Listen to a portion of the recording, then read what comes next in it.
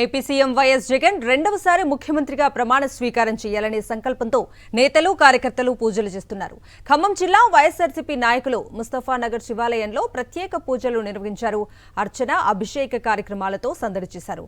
జగన్ మరోసారి సీఎం పీఠాన్ని అధిరోహించి పేదలకు అండగా ఉండాలని ఆకాంక్షించారు. ఇప్పట్లాగే నిరుపేదలకు సంక్షేమ ఫలాలను అందించాలని చెప్పారు. తండ్రికి తగ్గ తనయుడిలా పరిపాలన చేసే నాయకుడిని ప్రజలే గెలిపించుకుంటున్నారని తెలిపారు. ఇప్పుడు అమలు చేసిన పథకాల కంటే మరిన్ని పథకాలు అదనంగా అందించాలని కోరారు.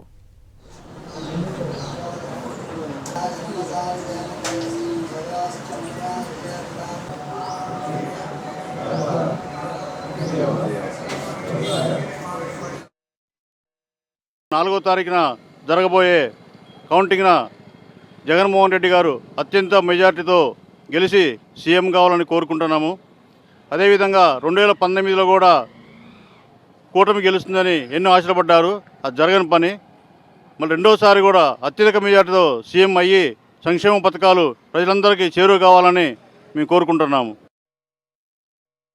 ఈ వెలువడనున్న శుభ సందర్భంగా తెలంగాణ వైఎస్ఆర్ ఖమ్మం పట్టణ అభిమానుల ఆధ్వర్యంలో ఈరోజు శివాలయంలో ప్రత్యేక పూజలు చేపట్టడం జరిగింది.